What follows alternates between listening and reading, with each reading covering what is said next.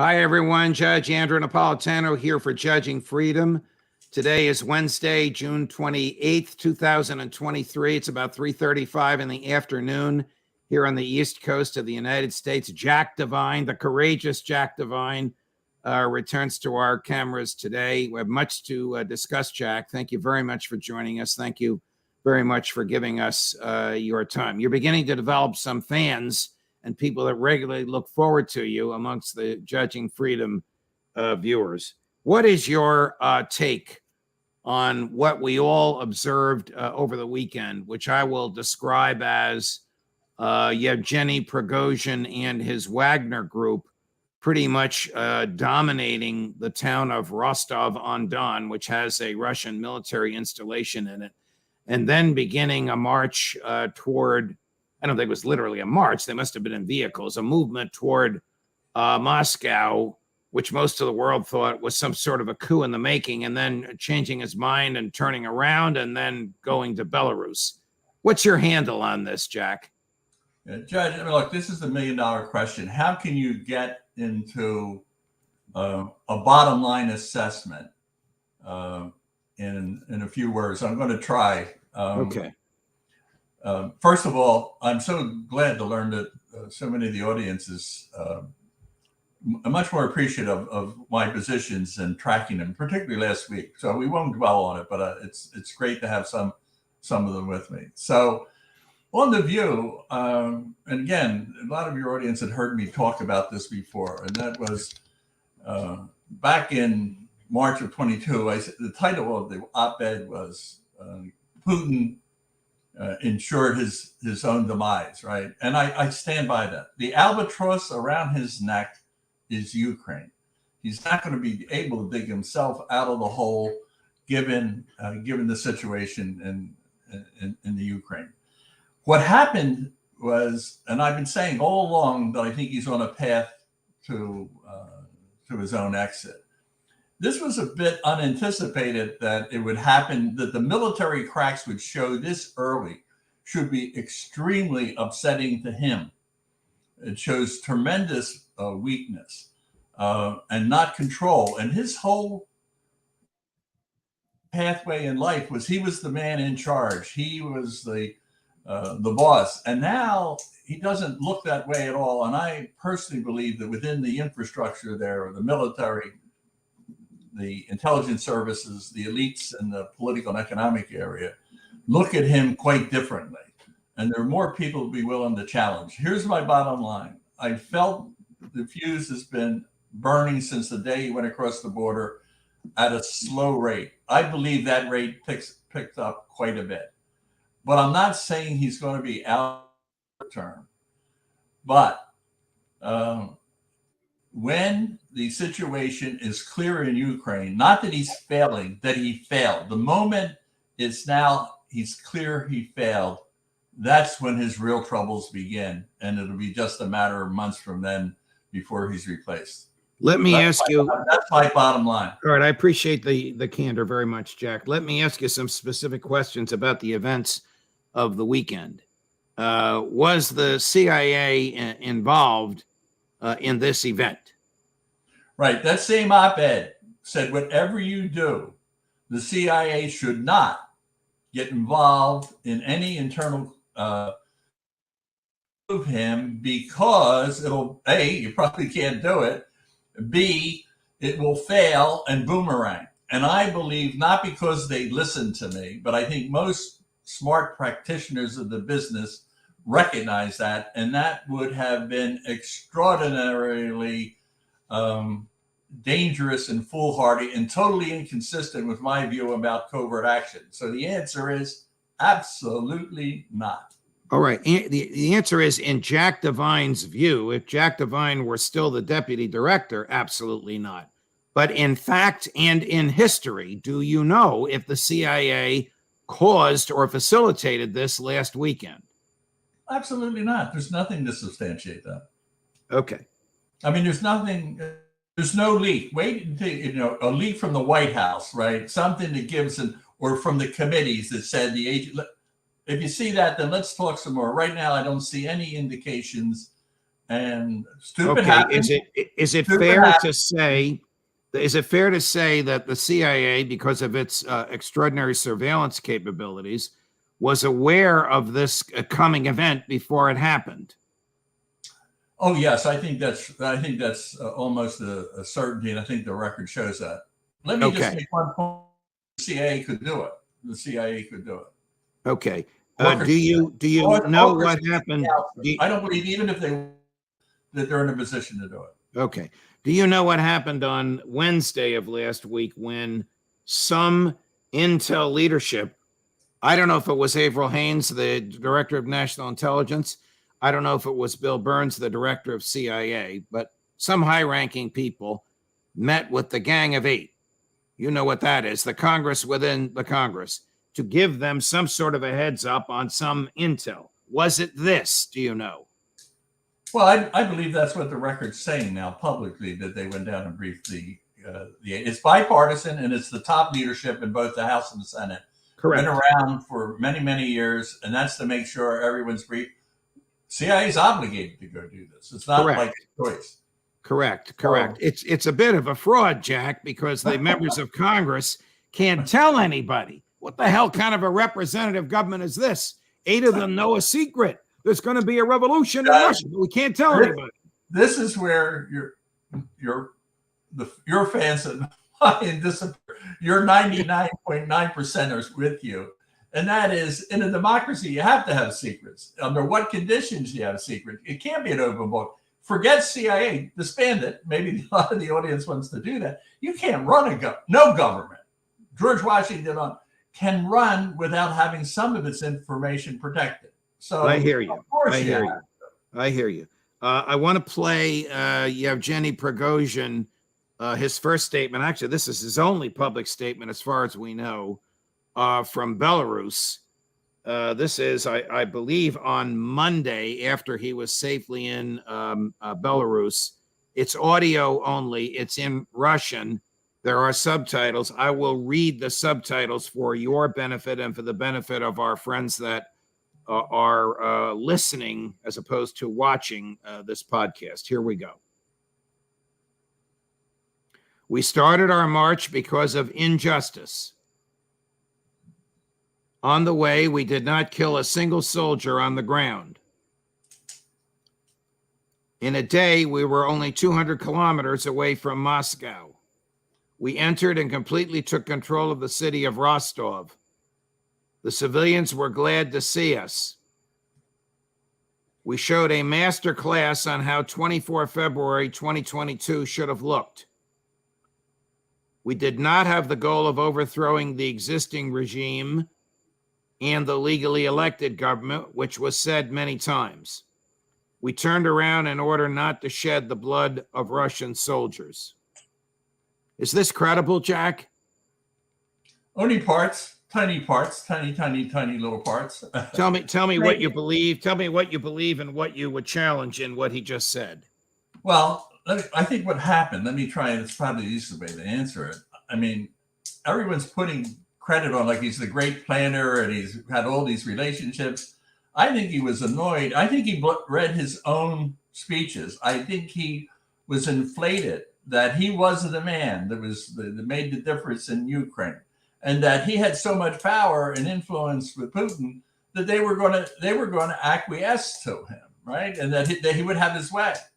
And he started down the highway with 4,000. You know, the 25,000 didn't go, and you know he was as amazed as everybody, including Putin, that he was rolling down the highway without any resistance. It's not that he didn't kill anybody; they weren't in a firefight. Where he left out is they shot down. They didn't kill a soldier on the ground. This is where he's playing with words. No, they shot down 6 helicopters and an aircraft, and at least 30 to 40 people died. Let me tell you, the Russian Air Force is never going to forgive him. They're never going to think there's amnesty. So there was bloodshed. It will remain a mystery why he turned around. What I said the other day on Bloomberg News, they got to me before you did. I said, you know, one of the first people that called him was Erdogan, called Putin. Now, Erdogan is the president of Turkey, and they tried a coup against him. And they backed off. right? Now, what he probably said, this is not what he said. I don't know what he said, but this is what I'm betting he said. Putin, cut any deal you can. Just get them to stop and turn around, and they will lose momentum, and then you can pick them apart. And I think that's what happened. Lukashenko and the discussions with him are amazing. This whole thing is a study in things. Now, what I read, which was very interesting because of my experience in Chile many, many years ago, is they tried a coup to get Allende out. A small group, just like Prigozhin, wanted to seize the commander-in-chief of the armed forces. They went out and seized them, but they killed them in the process, and the whole thing fell apart. So it's the same sort of model where one group inside the military thinks they can get it going. So I think it was clear to him, whatever they said to him on the phone, the Air Force is coming at you. We're going to bomb you up and down the road, whatever it was. Or he forgot that they were taking him seriously, and they found all his family members and said, listen, pal, if you care about your family and your top guy, you better turn around, and this is all over. Okay. And by the way, we'll let you live in Belarus. Good. That's here's President Putin addressing the Russian nation. There's a nice English translation on Monday evening. I'd like your thoughts on this, Jack.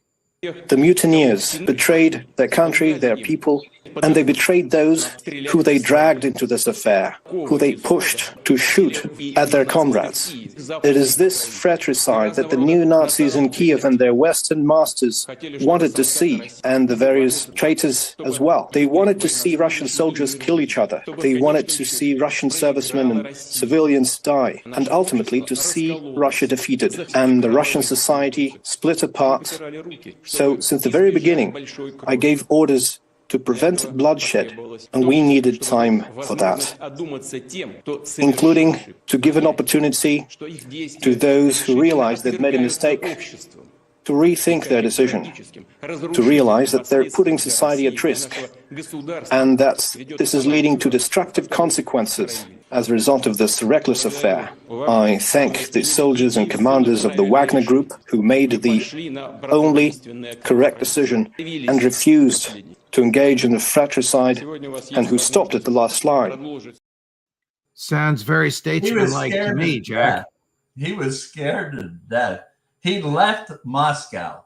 Who leaves Moscow? And it's your country. How do you go and hide? I'm just Jack, you're the only person saying he left Moscow. What is the basis for that? Proof that he was there. Everything I read says that he wasn't there. Is there anybody that? Not only did he leave, as far as I know, the senior command left. So, but what is he saying? He's bringing back the old saw. Oh, I saved the day. How did he save the day? He disappeared for 24 hours almost. Is this not a happy? Is this not a happy ending for him? No, he's in deep trouble, serious trouble. But it's not. Doesn't mean it ends tomorrow. But he's in serious trouble. But he's taken the right line. If you were on his side. Blame it on the Americans and the Nazis from 1940. Blame it on them. But the difference this time, this guy was not, Prigozhin wasn't from his opposition. This was a guy that he developed. It was his man. He funded him. He created him.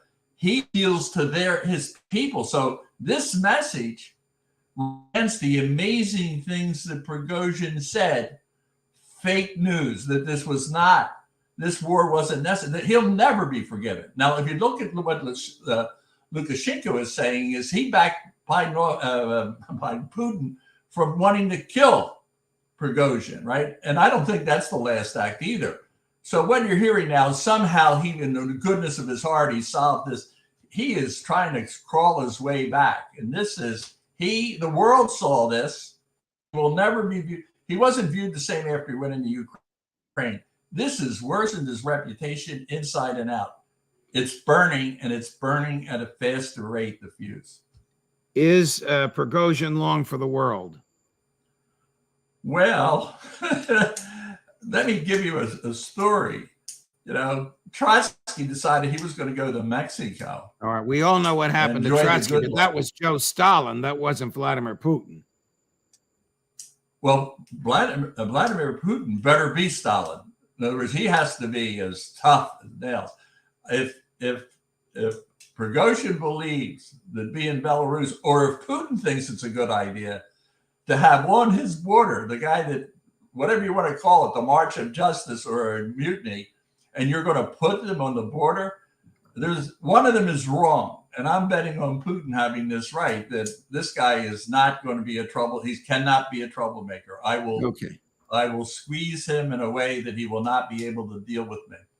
Jack, does President Biden know what he's talking about when he talks about President Putin and Russia fighting Ukraine? Well, I don't know what you mean, honestly, Judge. I mean, I think the policy has been the correct policy. And you know this, that I talk on both sides, and I try to be nonpartisan. I think he did a terrible job in Afghanistan, but I think the Ukraine effort has been very solid. I would have put more in. I would have been more aggressive, but that's me. But I think they did an excellent job in uniting the forces of NATO and in responding to this. I think they did an excellent job in predicting but I think they misjudged the Russians. They thought the Russians were going to prevail and Zelensky would get a ticket out. And I think they've adjusted to that. And I said, Jack, what is the Biden administration's goal in this war?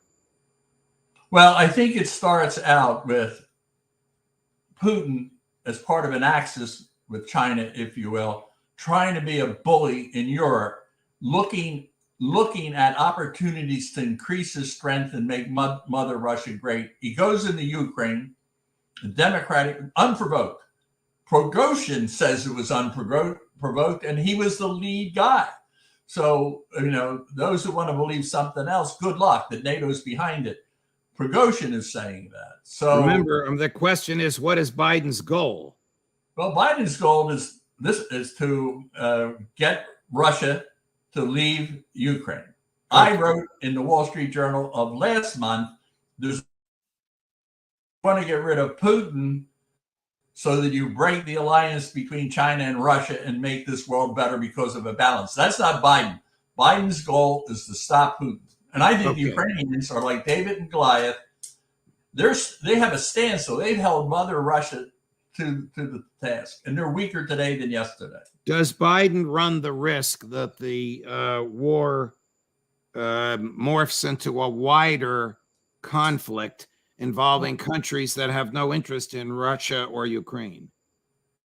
Look what's going on there. The country, there was nothing to stop this guy heading to the Kremlin. Where's the army? What army? Where's the second army? Remember the guys that were telling you, watch out. I'm talking about Biden. Does he run the risk of expanding a war? How do you run a risk? What's the risk? What can Putin Well, you know from history, wars have a tendency to expand, that wars produce unexpected events. Does he run the risk that this war will expand beyond the battlefields where it's now being fought? Think of Germany in 1944. The war was going on. Was it going to expand in 1944? No. Okay. Because what I'm saying is the tide has turned. I do not believe there is a second big offensive. I don't see where you think he's going to be able to draft? He couldn't draft soldiers the first time. Who's he going to draft? I'm telling you, there is no expansion. I get your answer. I want you to watch and give me your thoughts on President Biden outside the White House an hour ago being asked his opinion on Putin's standing and stature and status after the Prigozhin events. To what extent has Vladimir Putin been weakened by recent events? It's hard to tell, but he's clearly losing the war in Iraq. He's losing the war at home. And he has become a bit of a fly around the world. Losing the war in Iraq, obviously, that was a mistake. Slip of the tongue. Okay, losing the war at home. Do you buy that, Jack? Oh, this has been a seismic change. In other words, what you had is Putin is much weaker at home. Not a little bit, much weaker. And he's much weaker on the battlefield. His lead group has just crumbled. I mean, how is he going to expand it? I find it mind-boggling. there's a group in the United States that somehow wants to hang on that Putin somehow is this powerful guy and he's going to overrun Europe, and it's all total nonsense. He doesn't have the wherewithal. He's a spent item. If Putin is so weak at home and so destabilized politically and militarily, why the hell are we bothering to fight him? You know.